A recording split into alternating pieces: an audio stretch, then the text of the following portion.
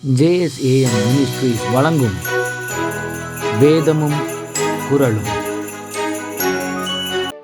இன்றைய வேதவசனம்: மகிழ்ச்சியோடே கர்த்தருக்கு ஆராதனை செய்து ஆனந்த சத்தத்தோடே அவர் சந்நிதி முன் வாருங்கள்.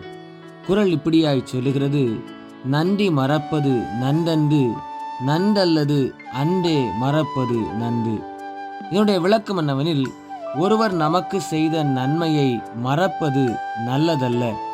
அவர் தீமை செய்திருந்தால் அதை மட்டும் அக்கணமே மறந்து விடுவது நல்லது.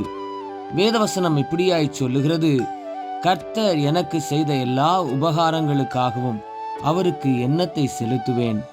இரட்சிப்பின் பாத்திரத்தை எடுத்துக்கொண்டு கர்த்தருடைய நாமத்தை தொழுது கொள்வேன். சிந்தனைக்கு: என் ஆத்துமாவே கர்த்தரை ஸ்தோத்திரி, அவர் செய்த சகல உபகாரங்களையும் மறவாதே. ஜெபிப்போம். அன்பின் பரலோக பிதாவே, இந்த நாளுக்காக உமக்கு நன்றி. இம்மட்டும் உதவின எபனேசர் தொடர்ந்து எங்களோடு இருந்து எங்களை வழி நடத்துவதற்காக உமக்கு ஸ்தோத்திரம்.